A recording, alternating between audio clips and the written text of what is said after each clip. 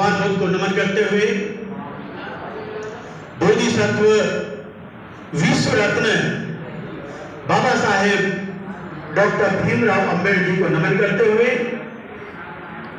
आज स्वामी अशोकानंद की जयंती के उपलक्ष्य में जो आयोजक हैं इस कार्यक्रम के, मुख्य रूप से MP सिंह जी और उनके साथी, मैं सभी को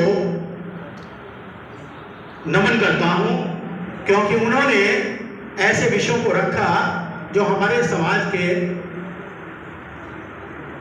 दिशा देने वाले व्यक्ति थे। धर्म बंधुओं, आदेश हुआ है कि शॉर्ट में बात रखूं, सोच के तो बहुत कुछ आया था, लेकिन फिर भी आदेश का पालन होगा। धर्म बंधुओं, स्वामी जी का पूरा नाम जैसे आपने सुना हीरालाल था। जब वो छोटे थे तो उनके फादर एक्सपायर हो गए थे और उनका जो लालन पालन किया वो मथुरा प्रसाद उनके चाचा थे। जब वो पढ़ने योग्य हुए तो मथुरा प्रसाद जी ने कई स्कूलों का भ्रमण किया उनके दाखिले के लिए, लेकिन उनका एडमिशन किसी स्कूल में नहीं हो सका, क्योंकि आप जानते हैं उस समय वर्ण व्यवस्था थी, जाति व्यवस्था थी, और उस वर्ण व्यवस्था और जाति व्यवस्था का प्रभाव हमारे हीरालाल जी पर पड़ा। अंत में जो मथुरा प्रसाद जी थे वो फौज में थे, सूबेदार थे, वो अपने पास ले गए और मिलिट्री स्कूल में उनको भर्ती कराया। वहां पर उनकी 8वीं तक शिक्षा हुई। कुछ पॉइंट ऐसे हैं जैसे मनुस्मृति है, मनुस्मृति को बाबा साहब ने जलाया, लेकिन मनुस्मृति में क्या है, क्या वो हमारे लिए है, सन 1925 में उन्होंने पढ़ा और उसके बारे में अपनी कविता भी लिखी कि वो हमको पीछे धकेल रही है, दूसरों को उठा रही है, क्षत्रिय और ब्राह्मण का अवसर दिलाती है, उनको जो है इसको अफसरों को अफसर भी बनाती है और हमको नीचे बिठाती है। ये उनका सार उन्होंने दिया। एक बार संत आ रहे थे और वो स्वामी जी बिना कुछ किए हीरालाल जी उन संतों के साथ चल दिए। कई साल रहे, अंत में फिर वापस आए और आने के बाद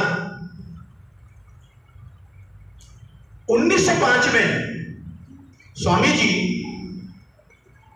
आर्य समाज में भर्ती हो गए, उसकी सदस्यता उन्होंने प्राप्त कर ली और कम से कम 12 वर्ष तक रहे और वो उसके प्रचारक भी बने।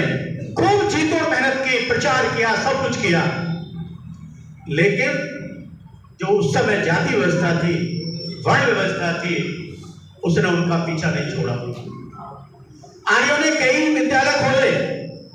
एक विद्यालय में उनको कहा, जो अभी हमारे वक्ता बता रहे थे, कई विद्यालय में उद्घाटन हुआ, स्वामी जी को बुलाया गया, तो वहां सारा समाज 2 भागों में बटा हुआ था।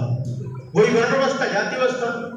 एक तरफ तो स्वर्ण जाति के लोग बैठे थे, बच्चे बैठे थे, और वो बैठे थे टाट पट्टी पर, फर्श पर, और एक तरफ शूद्र थे, दलित शोषित जिसे कहते हैं, वो नीचे बैठे हुए थे।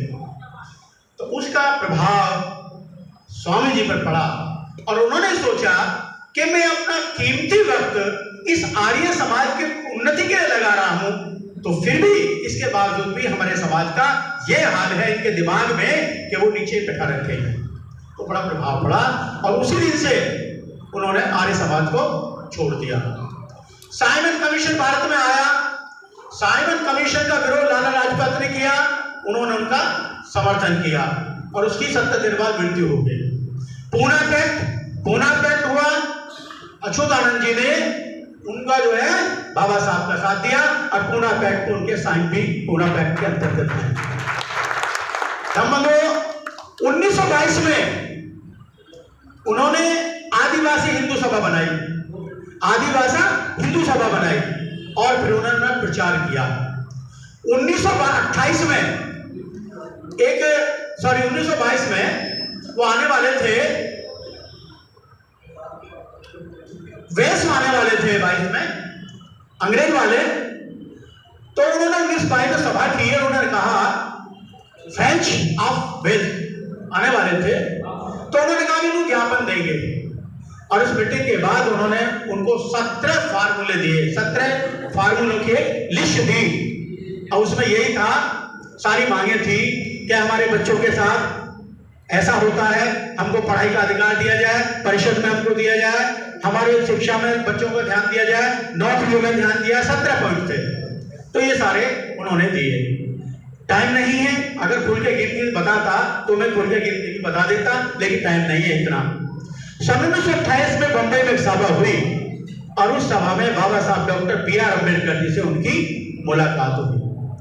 अंत में बहुत सारा विषय है, बहुत लंबा विषय है, बहुत पॉइंट है, लेकिन बस मैं अंत में यही बात कहूंगा कि जितने भी हमारे संत हुए हैं, सभी संतों ने समाज को सुधारने की बात कही है, लेकिन बाबा साहब से वो प्रभावित थे, बाबा साहब उनसे प्रभावित थे। तो अच्युतानंद जी जो थे, भले ही उन्होंने बुद्ध धर्म नहीं दिया, भले ही गुरु रविदास जी ने बुद्ध धर्म नहीं दिया, भले ही कबीरदास जी ने बुद्ध धर्म नहीं दिया, लेकिन अगर हम ध्यान से पढ़ेंगे तो उनके वाणी में बुद्ध धर्म का सार मिलता है।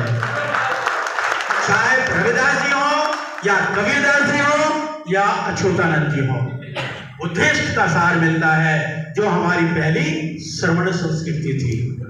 अंत में मैं 2 बात और बताऊंगा आपको। पहले वैदिक संस्कृति और श्रमण संस्कृति थी, वैदिक और श्रमण संस्कृति थी। उसके बाद सना आर्य समाज, आर्य समाज का विकास इसलिए हुआ हमारे लिए कि हमारा समाज मुस्लिम ना बन जाए, हमारा समाज ईसाई ना बन जाए। वो परिपाटी आज भी जारी है। हमें इसलिए हिंदू बनाया गया है क्योंकि हिंदू रह करके हम बुद्धिस्ट ना बन जाए और हिंदू का हमारा कमजोर ना हो जाए।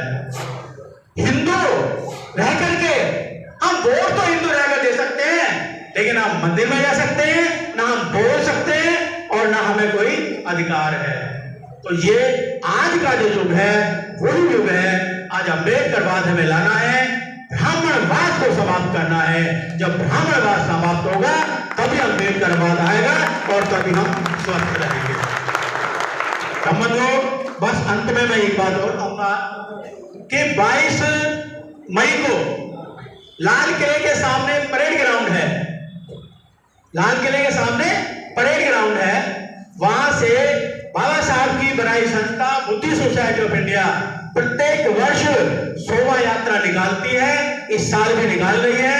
आप सभी बंधुओं से करबद्ध प्रार्थना है कि उस सभा में आप झांकी लें और स्वयं आएं। एक और याद दिला दूं कि उसी परेड ग्राउंड में दिल्ली में हमारे अच्युतानंद जी ने भी एक सभा सुधार की सभा की थी। उसमें इस परेड ग्राउंड में सभा की थी उन्होंने, और वो आज परेड ग्राउंड से हमारी शोभा यात्रा निकाली जा रही है। इन्हीं शब्दों के साथ मैं सबको पुनः आयोजकों को मैं धन्यवाद देता हूं, मंगल कामना करता हूं और सभी को आह्वान करता हूं कि 22 मई को सभी लोग आए। इन्हीं शब्दों के साथ जय भीम, जय भारत, नमो बुद्धाय।